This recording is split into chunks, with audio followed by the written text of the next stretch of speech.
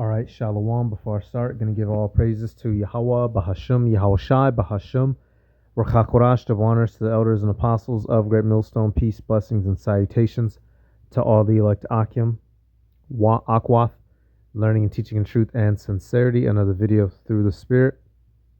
Your brother Malak from GMS Detroit. Hey, this one right here.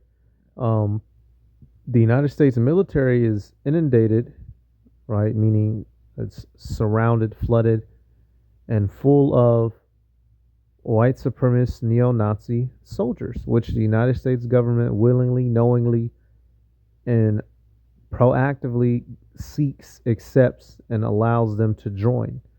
And this guy, he's just gonna be going in on it.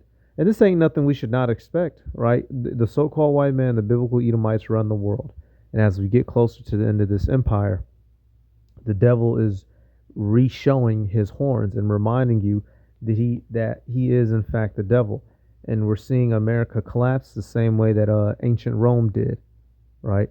And one of the things that's interesting about this video, although this devil does still have power, he is ruling, he's losing his power. So in the midst of it, it's just this conundrum of a mix of this, uproars here, can't afford that. It's just they're all over the place, right? Their women want Jake men, they out in the streets wanting to protest. Edom is just all over the place. He don't know what to do with himself. He's pissing and shitting himself all at the same time, right? And one of the things that they're doing is getting so-called white males who are open, racist, and they're all up in the military, getting that military training. And what do you think that's going to translate to, y'all? That's going to translate into the race riots, which are scripturally prophesied, and we're going to get. When the race riots happen here in America, you best believe that these race soldiers are going to be out here, gunning for you niggas, for Negroes, Latinos, and Native Americans in particular. They're going to be looking to kill you, right, in the name of their ideologies. Nonetheless, we know the Heavenly Father is going to give us victory over the Edomites. You best believe they're going to get you. They're going to get them a couple Chicken George ass niggas before it's all said and done. All right, but let's start with this scripture. It's biblical prophecy that a race war will pop off in America, in Babylon. So it's okay. Fret not. Everything's going according to plan. It's all good. Isaiah 13 and 14. And it shall be as the chased roe, and as the sheep that no man taketh up. They shall every man turn to his own people, and flee everyone into his own land. Everyone that is found shall be thrust through, and everyone that is joined unto them shall fall by the sword. So soon and very soon, y'all, as society breaks down, there will be race wars. People, the other heathens, right, that have the ability to return to their countries, they're going to do that. But everybody else that's left here, you're going to have to pick your side. And if you on the wrong side, you're getting caught up. That's what it's going to turn into. So let's let this play. No further ado. All right, and your man's Trump is helping speed up this sentiment. So there's all kinds of different factors. We're going to let this British dude talk about it. Fair use, freedom of speech, all that good stuff. I don't profit off of this in any form. My name is Matt Kennard. I'm an investigative journalist. My new book is Irregular Army: How the US Military Recruited Neo-Nazis, Gang Members, and Criminals. Over the War on Terror, the US military could no longer recruit or retain enough soldiers, so they changed regulations in a way I think is unprecedented in US military history. Around 2007 and 8, the US military were really in a quagmire in Iraq. There was a civil war, and they should have done what happened during Vietnam, which was the draft. But the Bush administration knew that the war in Iraq was so unpopular, they couldn't do that because it would be the straw that broke the camel's back and they'd see resistance. So in the absence of being able to do the draft, what they did was loosen regulations on a whole variety of different groups. Now, some of that was public. They raised the enlistment age from 35 to 42. They raised the standards for body weight. Different elements were enfranchised, but what I looked into and investigated for the book was what they were doing more secretively. Primarily, that focused on neo-Nazis and white supremacists. So in the United States, you can actually call up neo-Nazi groups. They have websites. So I rang them up and said, how are your members doing in the US military? And all of them said, we've never had it so good. Our members can get in with swastikas, they can get. We've never had it so good. So it's open and known, you know. Here it is, you know, you have guys like Vocab, you want to run around behind us, the so called Black Hebrew Israelites chasing us down. When you have open supremacy groups who have their hands on military grade equipment and have training and who are openly plotting on committing acts of T on American citizens, and you're chasing us around. Fuck you.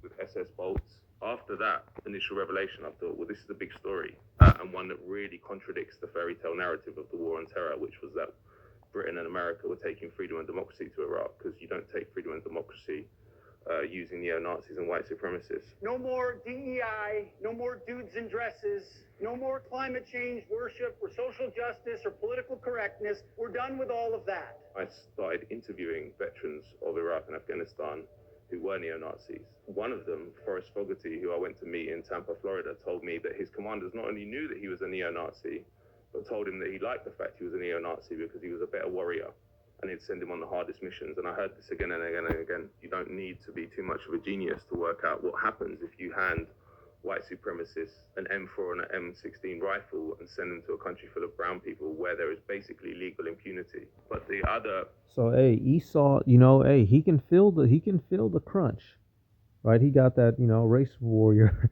spirit on him. So you best believe they're gonna be head hunting and gunning for you nigga jigaboos, man. And we've been trying to tell you, Jacob, Esau is about to come down with that great wrath, that spirit going back, right? They've always had a heart on to wipe us out. So you best believe in these last days and times, they're going to go for it. Genesis 27 and 41. And Esau, his descendants are the so-called white man today, the descendants of Jacob, right, whose name was changed to Israel, are the so-called Negroes, Latinos, and Native Americans. We are the main characters of the earth. That is why you see so much friction between these two groups of people. And essentially, the drama between us has played out the history of humanity. And soon we're about to see one big final front of an attack. The Edomites are going to try to eliminate the generation and the seed of Jacob. And we're going to see who wins. And scripturally, we already know. All right, Genesis 27 and 41. And Esau hated Jacob because of the blessing wherewith his father blessed him. And Esau said in his heart, the days of mourning for my father are at hand.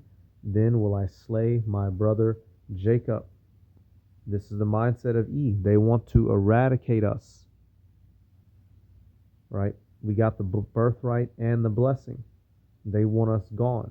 Our destiny is to inherit the kingdom of heaven for the rest of eternity here on this earth and throughout the universe. They're about to be pushed out of their kingdom.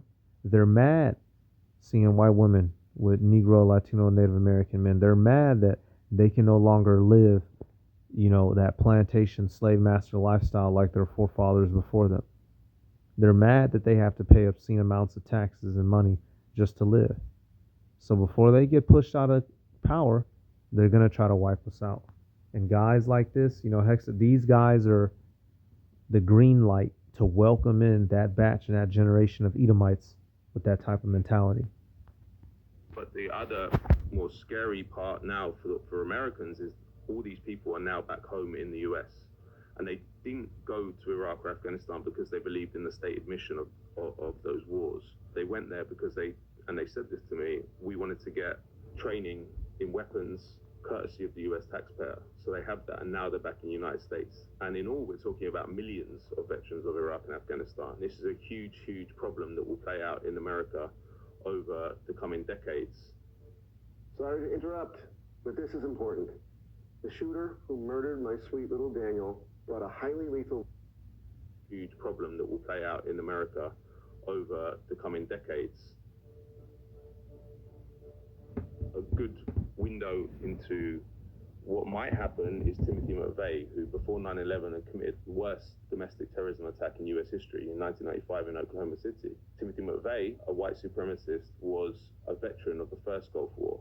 So you'll talk about many, many people with the same kind of ideology as him, who have been trained by the US military, who are now back in the United States. And I would say that they are... And these are the people that need to be on the watch list, not us. You know, Vocab and these, you know, pseudo-Christians, they love to try to paint the Israelites with the narrative that we have the potential to become, T's because of our rhetoric.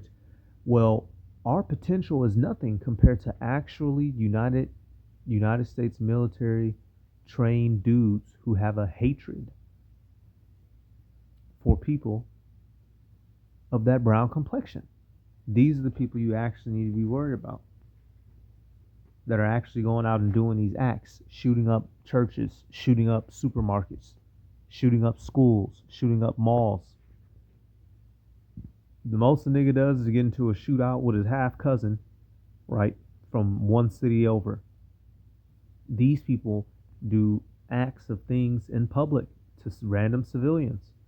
But this is this man's nature, right? He has a very cannibalistic, bloodthirsty nature. That's why, something we're also going to cover, y'all. The nations, they're sick and tired of this man. He's such a big meanie. Matter of fact, what we're going to do, we'll jump towards the end of the video real quick. We're going to fast forward. We'll come back. Everyone's going to be happy to re-up. Right here it says, is the American empire in decline? Yes, because this guy is going on such a rampage, treating everybody like shit, doing crazy shit to everybody. You have this Iran situation playing out, which is Second Esdras, the 15th chapter, right? The Carmanians raging in war, right? The Dragons of Arabia, which is going to kick up even more, really going into full-blown World War III. Right now, obviously, the mark of the beast has to come.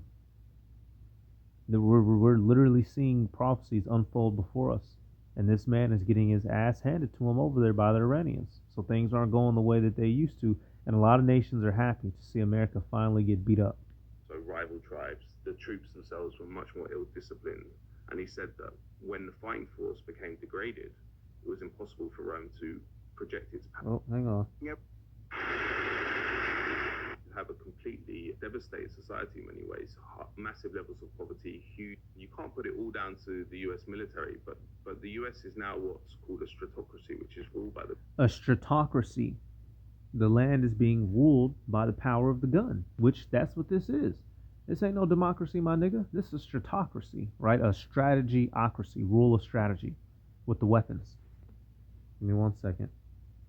A stratocracy is a form of government where the state and the military are the same thing. That's what we got today. Military leaders run the government, and the laws of the country say that the military service gives people the right to rule or vote. So that's where we're at with it. By the sword.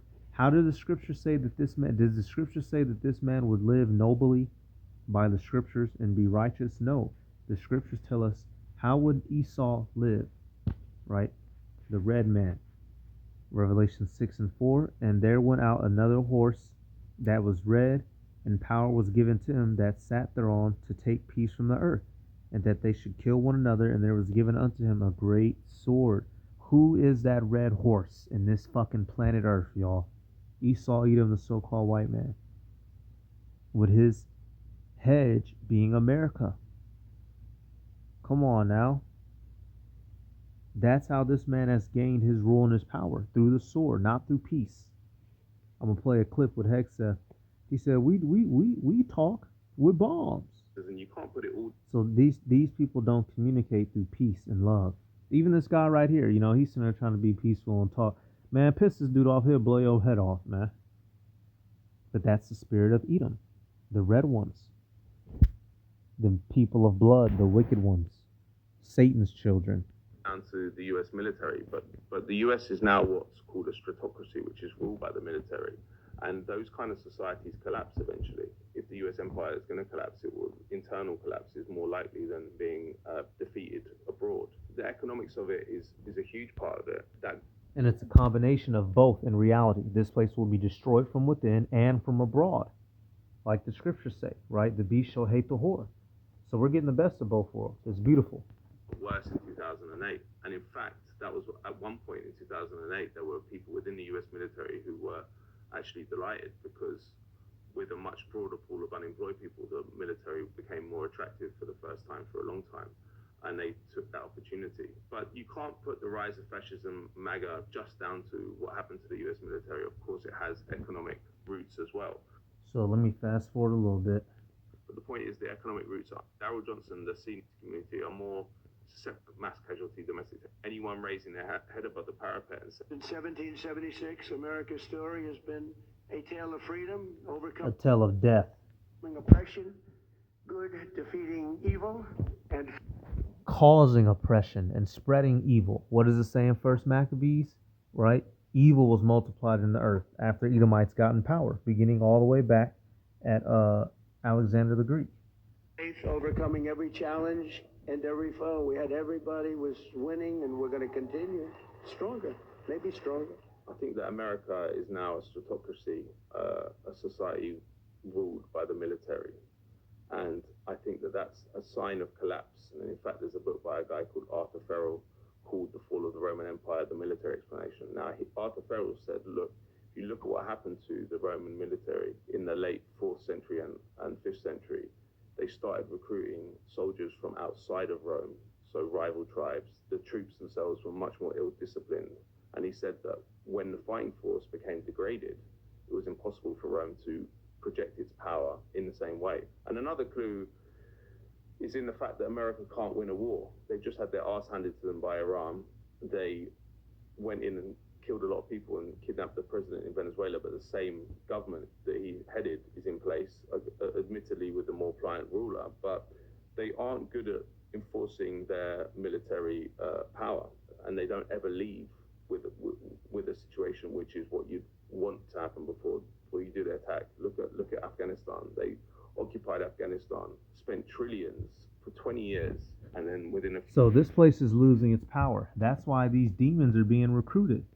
They just throwing the worst of the worst into the military, because these people are losing their power. And it displaces Rome all over again, like he just said.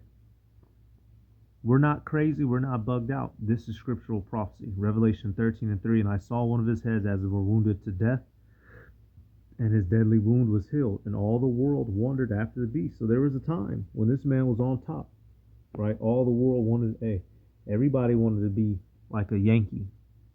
But that time in the season is past, and everybody is angry with the beast, and they're ready to watch it fall. That's why when it does fall, no one is going to be sad, because these guys have been a bunch of assholes to everybody. Isaiah 14:4, that thou take up this proverb against the king of Babylon and say, how hath the oppressor ceased, the golden city ceased?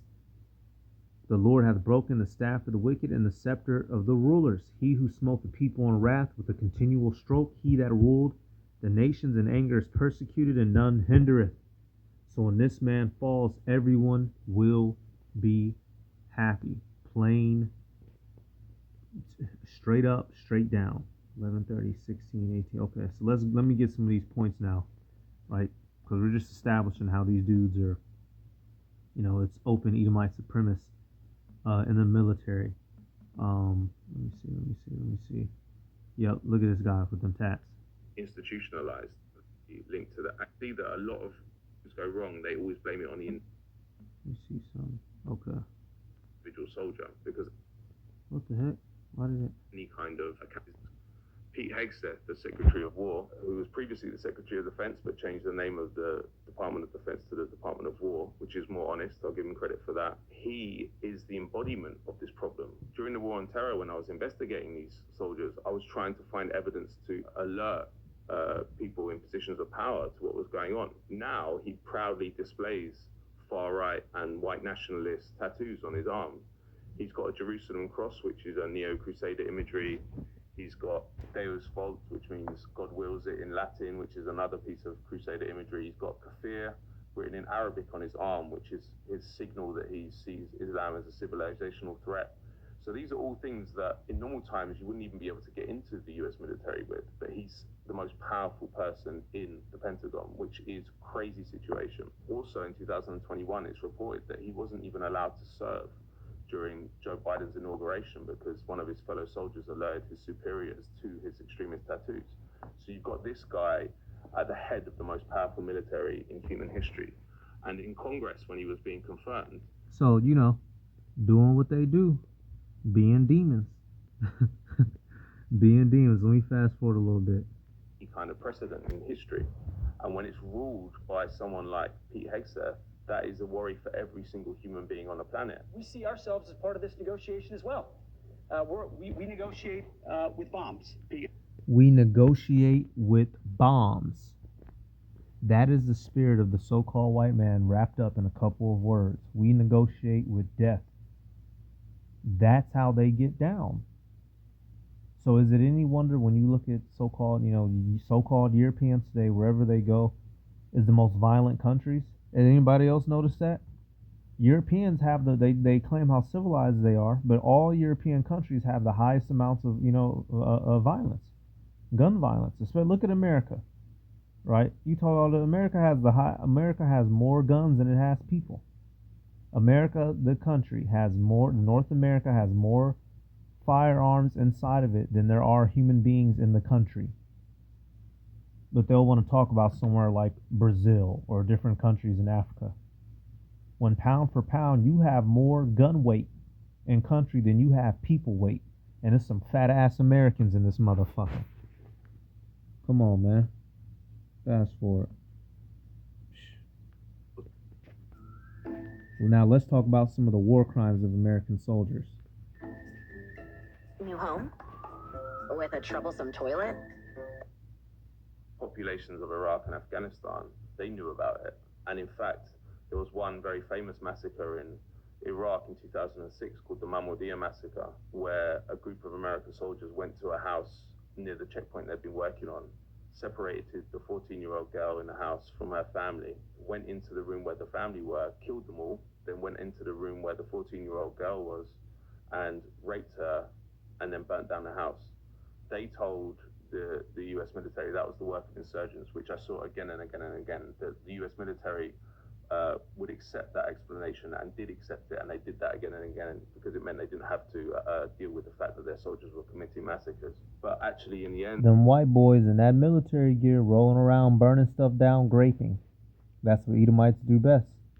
A soldier in that platoon had a crisis of conscience and told the superiors what happened, and it came out. Now, who led that massacre? A guy called Stephen D. Green, who was on record as saying, my main preoccupation in life is wanting to kill Iraqis.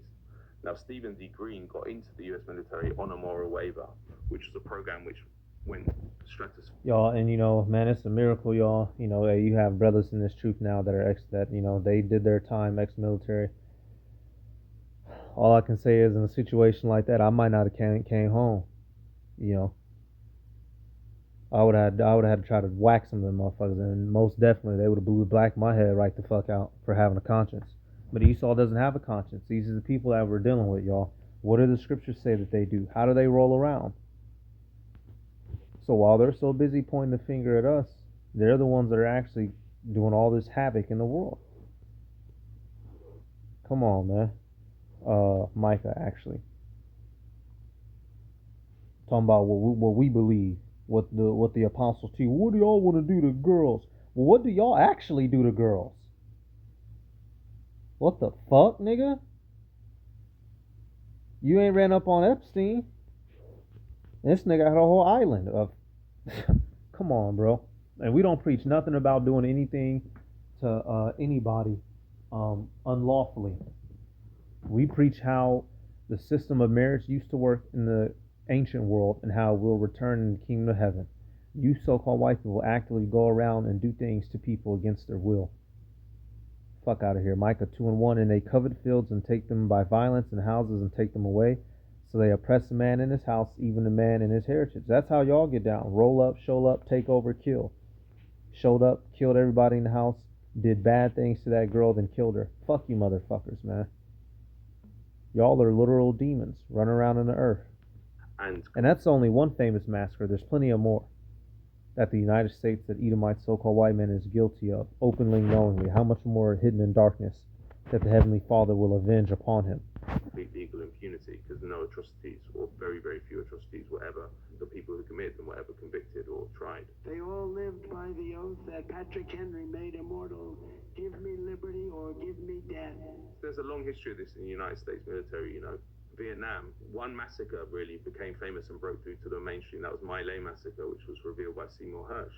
But if you read historians who looked more into what was happening in Vietnam, they say that this was like a weekly occurrence. There was massacres all the time, but they just weren't reported and no one knew about them. And in fact, if Seymour Hersh hadn't done that work about My Lai, we wouldn't know about that massacre as well, because the US military's philosophy is deny, deny, deny, deny until denial becomes impossible, and then they'll have to do something. The other part of that is when they have to do something, they always palm it off on the soldiers themselves.